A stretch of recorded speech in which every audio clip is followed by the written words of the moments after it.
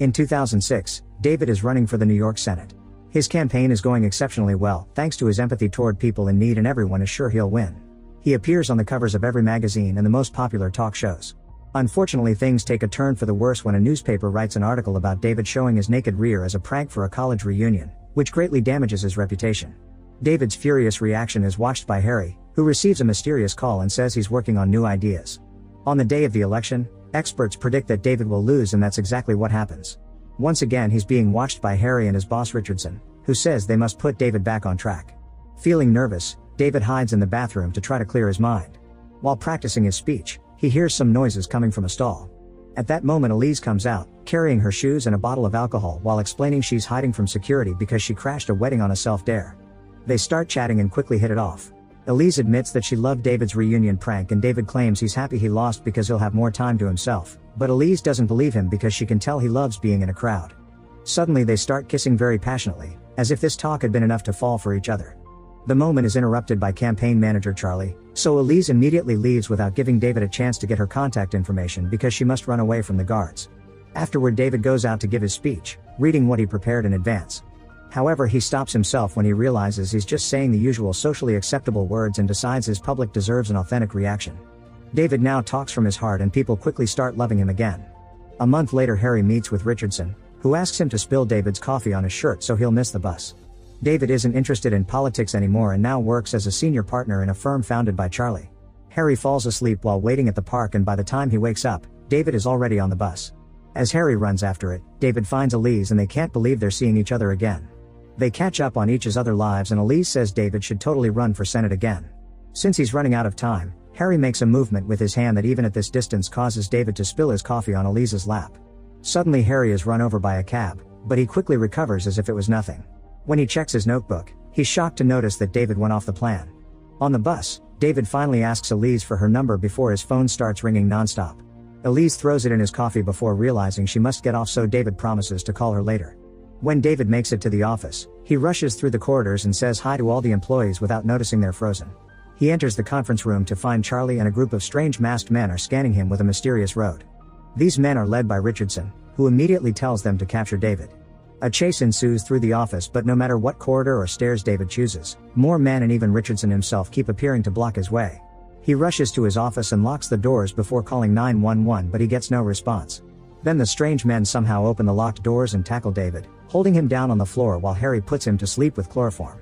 Moments later, David wakes up in an empty warehouse and hears Richardson talking to his boss on the phone. Apparently he's being scolded for failing. When he hangs up, he announces that David needs to be reset, but one of the men points out that the chairman would never authorize that. David asks for an explanation, and Richardson says he's the guy that makes sure everything goes according to plan. A wary David tries to run away, but Richardson only needs to flick his hand to bend a small piece of the floor to make him fall. The men put David back on the chair while Richardson explains he can read David's mind, which he proves by guessing what color and number he's thinking. This group of people is the Adjustment Bureau, or TAB, and David wasn't supposed to see them when they were adjusting Charlie. He was supposed to spill his coffee in the park and go back to get clean clothes to then arrive late at the office, so TAB would have been gone by the time he arrived. Each person in the world has an assigned path, and TAB adjusts it by doing little things like coffee spills and cutting the internet. Humans aren't supposed to know about TAB, so Richardson makes David promise he won't say a word to anyone. If he breaks that rule, they'll reset his brain and personality. Richardson also tells David to never see Elise again since she isn't in his path. The men take the card with Elise's number from David's pocket and Richardson burns it. Afterward, David is thrown in Charlie's office. Everyone is moving normally again, and David can't see TAB anywhere. The rest of the day he can't stop thinking about what happened, and even Charlie notices how distracted he is during a meeting. After work, David goes to a bar and tries to remember Elise's phone number. Suddenly Harry sits next to him and wonders why David is so fixated on this woman he isn't supposed to talk to. It's dangerous to discuss TAB in a bar, so they agree to meet later on a boat for privacy. There Harry explains that water prevents him from reading David's actions. He also reveals that agents can't actually read people's minds, they just study their histories and patterns so they become easy to predict. Harry advises David not to search for Elise if he doesn't want TAB going after him. 3 years later, David is on the bus when he suddenly sees Elise walking on the street. He immediately gets off and runs to catch up to her. He admits that for the last 3 years he rode the same bus every day hoping to see her. They go for a walk while David explains he lost her number and couldn't find her online because he didn't know her surname. A TAB agent immediately notices the change in David's routine and warns Richardson, who sends his men after them. Elise shares that she's a dancer in a contemporary ballet company and tells him about the show she's having tomorrow night.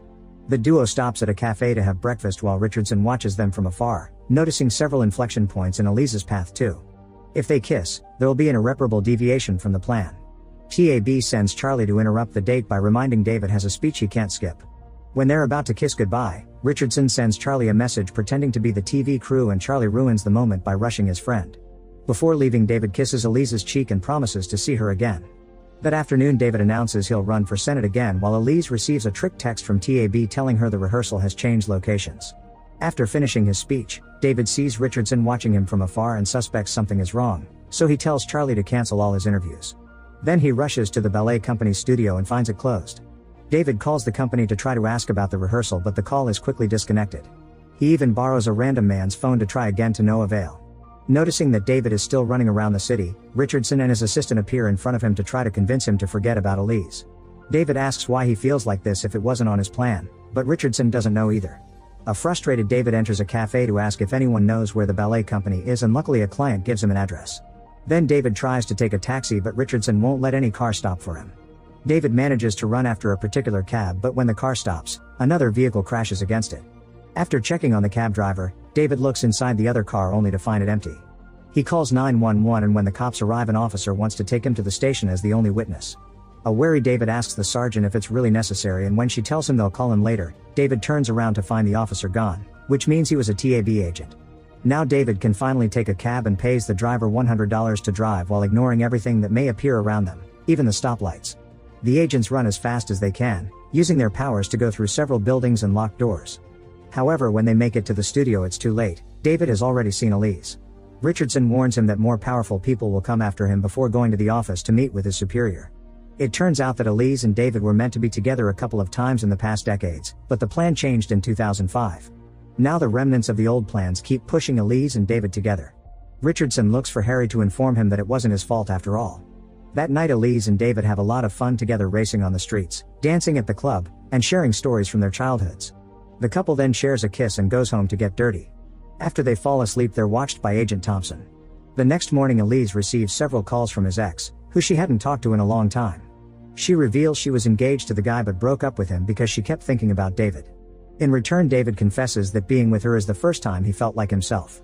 Since David is worried that the agents may take her away, he invites Elise to the TV station so she can watch him do his interview. When the show's done, an agent pretending to be part of the crew tells her that David will be there for hours and will call her when he's done. After she leaves, the guy pretends to guide David to his next show, only to push him into a warehouse and lock him up. Moments later, Thompson shows up and David asks him what happened to free will.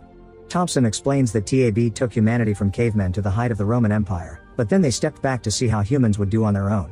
This brought the Dark Ages for 5 centuries, so TAB came back and brought the Renaissance, Enlightenment, and Scientific Revolution. In 1910 they left again, but in just 50 years humanity brought 2 world wars, the Depression, fascism, the Holocaust, and the missile crisis. TAB decided to never give humanity free will again. Meeting Elise years ago wasn't chance. She was supposed to inspire David not to give up and launch a political career that will take him to big places in the future. Thompson points out David won't become president if he stays with Elise. However, David still believes in the fate created by making his own choices and chooses her, so Thompson opens the gate and lets him go. David immediately rushes to the theater to watch Elise's show, and Thompson appears next to him again to explain that Elise can become the most famous dancer in the world, but if she stays with him she'll only teach dancing to kids. Thompson says the choice is David's, but on his way out he nods and makes Elise fall in the middle of her performance. Afterward, David takes a wounded Elise to the hospital. While the doctors run some tests, Thompson appears again and blames David for this accident, so David punches him. Thompson points out David always ruins his big opportunities with impulse, like the prank that ruined his last election. It seems Elise brings out this reckless side of his. Tonight it's just a leg sprain, but next time it may take away the only thing she ever cared about. After Thompson leaves, David checks on Elise and confirms it's just a sprain, so she should be better in around a month. David then hugs her before saying he needs to make a few phone calls, but he actually leaves the hospital and doesn't contact her again. 11 months later, David is leading the popularity polls. One morning, Charlie brings him the newspaper with important news. Elise is back with her ex and they'll get married in a week. David is upset and tries to ignore it, but a few days later he's approached by Harry, who says Thompson lied about Elise, bringing out his reckless side. In fact, Elise would help David feel fulfilled in life, so he wouldn't feel the need to fill his emotional void with a loving crowd and dreams of the White House. The deaths of his brother and father had been sacrifices by TAB to push David into the successful man he's today. David wants to choose Elise again, but the wedding is tomorrow. If he wants to make it in time while avoiding Thompson, he'll need Harry to teach him how to teleport through doors like agents do. Harry advises him to always turn the doorknob clockwise and explains that doors are never locked when they're wearing their special hat. They take a random door and appear at a museum, followed by the pumping station. Harry asks David to wait before turning the doorknob counterclockwise, which lets him meet with other agents. Once those men are gone, Harry teaches David the route he must follow through the door so he can find the one he needs, and reminds him to run from every person wearing a hat because it may be an agent in disguise. The duo studies all night, and in the morning Harry gives David his hat, wishing him good luck. As soon as David starts crossing doors and running under the rain, TAB loses track of him and sends out a team to find him. Moving as fast as possible, David dodges traffic but ends up crashing against people when he reaches the courthouse. The groom is already waiting for his turn but worries because Elise hasn't shown up yet. There's a metal detector at the courthouse entrance, so David has to leave his jacket and phone behind, but he manages to retrieve his hat. After running through several corridors, David finally finds Elise in the bathroom, but she's angry because he abandoned her. At that moment an agent comes in, so David knocks him out with a punch and takes his notebook to show Elise the truth about what happened. He says that he loves her and that he wants to spend his life with her. Since he's taken off his hat, TAB finds his location and sends the men after him. David makes sure to block the door and puts on the hat again before taking Elise through a door to teleport right into a stadium, which helps her believe his story. The couple runs through many doors all over the city, and when Elise almost has a panic attack, David calms her down and asks her to trust him. As the agents begin chasing after them, the duo goes through another door and Elise freezes in front of the Statue of Liberty. David gives her more details about what's going on and lets her choose if she wants to come with him or leave him to never see him again. Elise chooses to go with him and they turn the door counterclockwise, which takes them to TAB headquarters. A few agents try to stop them, but David pushes them off before crossing another door and taking the stairs. With the agents still coming after them, they run through endless corridors, rooms, and more stairs until they make it to the roof. At that moment the agents surround them. So Elise and David say "I love you" to each other and share a passionate kiss, which causes all the men except for Thompson to disappear. When Thompson tells them that trying to write their own fate won't ever work, Harry shows up with a message for him. Thompson reads it and leaves. Then Harry explains that the message was from the TAB leader known as the chairman. Apparently he was inspired by the couple's willingness to risk everything, so he rewrote their plan. They're allowed to stay together and the rest of the notebook is empty for them to do whatever they want. The couple now can leave without danger, ready to start their new life together. Harry wonders if free will is a gift that the chairman gives to those willing to fight for it. Make sure to subscribe and turn on notifications so you can watch more videos like this. Thanks for watching.